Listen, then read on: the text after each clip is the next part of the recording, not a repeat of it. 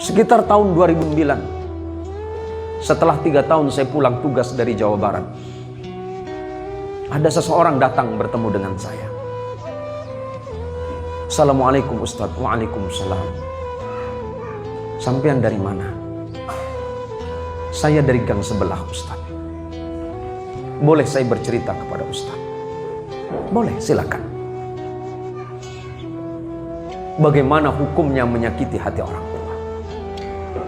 Saya jawab, Allah tidak akan ridho kepada orang. Sehebat apapun sujudmu kepada Allah, bahkan seandainya tempat sujudmu itu cekung karena sujudmu, tetapi engkau masih menyakiti hati ibu, sujudmu menjadi sia-sia kepada Allah. Sehebat apapun amalmu, tapi engkau pernah menyakiti orang tuamu baik dengan ucapanmu apalagi dengan tingkahmu, maka dipastikan Allah tidak akan ridho kepadamu. Terima kasih Ustaz. Saya hanya ingin bercerita kepada Ustaz.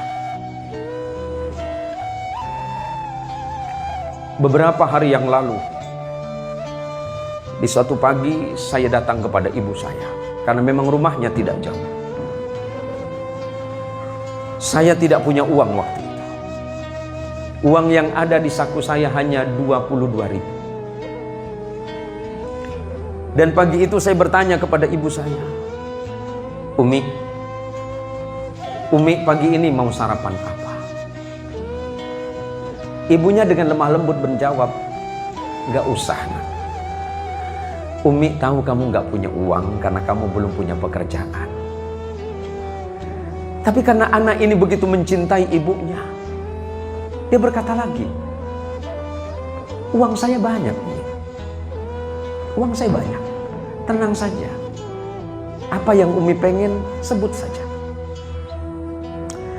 Dan dia tahu bahwa uminya itu senangannya adalah makan sate. Maka walaupun dilarang oleh ibunya, dilarang oleh uminya, dia berangkat ke pasar. Dia ambil sepedanya. Dia tidak punya sepeda motor. Dia berangkat ke pasar dengan uang 22.000 di sakunya. Kemudian 20.000 dia belikan sate. Kemudian dia kembali ke rumahnya dengan tersenyum kepada ibunya. Umi, saya belikan makanan kesenangan Umi. Mudah-mudahan Umi suka. Dan tanpa disadari oleh anak ini, ibunya ini meneteskan air mata. Karena ibunya tahu bahwa anak ini gak punya uang. Tapi karena ingin menghargai jeripaya anaknya, ibu ini mau. Dan setelah itu kemudian anak ini menyuapi ibunya. Dengan telaten dia menyuapi ibunya. Dan tanpa terasa ibunya kemudian berdoa kepada Allah. Nah,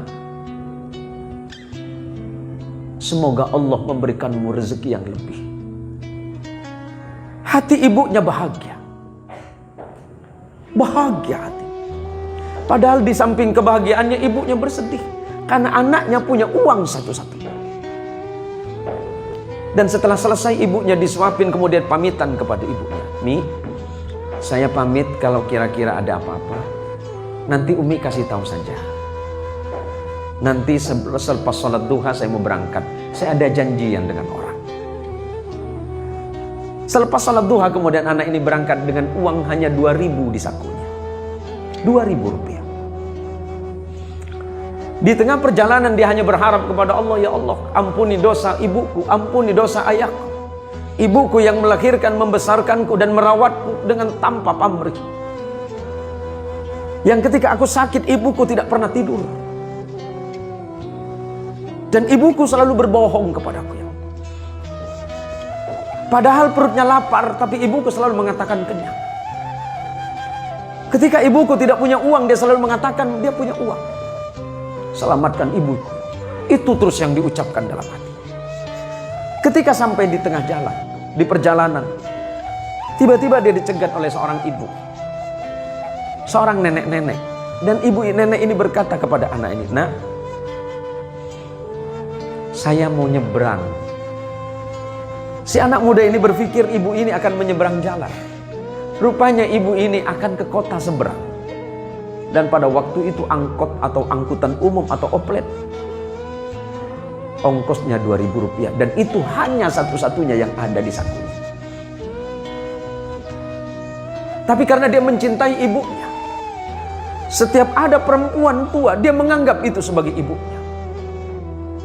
Maka dengan sigap anak muda ini bilang, "Ibu, silakan naik.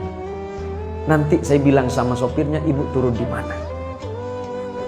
Maka kemudian anak muda ini dengan sisa uang yang Rp2.000 kemudian diberikan kepada sopir ini sebagai bayaran terhadap nenek yang sudah naik angkot. Berarti habis uang di sakunya. Tapi dia bahagia. Karena bagi dia membahagiakan ibu dan membahagiakan orang yang seumuran dengan ibunya adalah sebuah kenikmatan. Dan kemudian tidak berapa lama Allah membalasnya. 20.000 yang dia bayarkan untuk membelikan makanan ibunya, dan 2.000 yang dia bayarkan untuk ongkos ibu tua tadi, Allah balas hanya dalam hitungan 30 detik. Dari arah depan tiba-tiba ada sebuah mobil mewah yang mengklakson dia. Kemudian sopir ini memanggil anak muda tadi. Dan kejadiannya ini sekitar tahun 2009. Dipanggilnya anak muda ini. Dia tanya, "Dek, kamu mau kemana?" "Saya ada janji dengan kawan, Pak. Ada yang bisa saya bantu." "Oh tidak. Coba ke sini." Tiba-tiba kemudian orang ini berkata kepada anak muda, "Saya punya sedikit rezeki, memang saya sudah janji dari rumah. Akan bersedekah atas nama ibu saya. Dan saya senang melihat." Padahal orang ini tidak saling kenal. Kemudian anak ini dengan bersusah payah mengatakan, "Pak, Bapak mungkin salah orang. Bukan saya orang yang Bapak maksud." "Oh tidak. Hati saya mengatakan adik orang." Tidak lama kemudian setelah orang ini menyodorkan amplop, si anak muda ini kemudian mengucapkan terima kasih dan memasukkan ke saku celana. Dan dia tidak berpikir apa yang ada di saku celana. Dia masih terus berjalan. Sampai kemudian dia mengurungkan niatnya dan kembali lagi ke rumah ibunya. Dan ketika sampai di depan ibunya, dia menangis sejadi-jadinya. Hanya karena sebuah bakti yang dia anggap sepele.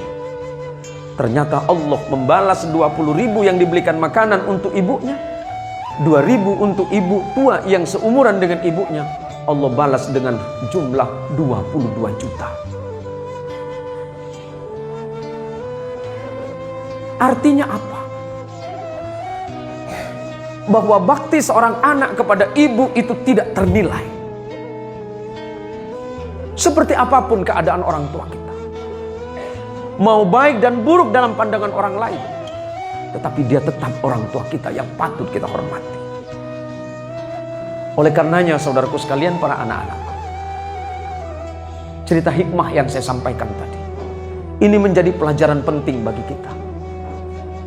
Di tengah-tengah kehidupan modern yang seperti sekarang ini, di luaran sana banyak anak-anak muda yang cerdas dan pintar, tetapi ternyata mereka dalam keadaan kebingungan dan kesusahan. Baik itu yang mencari pekerjaan ataupun mencari rezeki. Padahal ilmu sudah mereka miliki. Padahal pengetahuan sudah mereka miliki, pengalaman luar biasa. Tapi Allah sulitkan hidupnya. Allah sulitkan mereka mencari rezeki. Boleh jadi salah satu yang menghalangi antara doa dia dengan Allah adalah dosa kepada orang tua yang tanpa disadari. Maka sebagai bakti kita kepada orang tua, jaga akhlak kita, jaga ucapan kita kepada orang tua, jaga perbuatan kita kepada orang tua, karena ridallah fi ridal walidain wa suhtullah fi suhtil walidain. Ridha Allah tergantung kepada ridha orang tua, dan kemurkaan Allah tergantung kepada kemurkaan kedua orang tua. Semoga Allah Subhanahu wa taala menjadikan kita semuanya orang-orang yang salih, anak keturunan kita menjadi anak yang salih dan salihah, istri kita menjadi istri yang salihah, suaminya menjadi suami yang salih, dan santri-santri yang ada di depan kita ini kelak adalah orang-orang yang mampu mendoakan kita semuanya.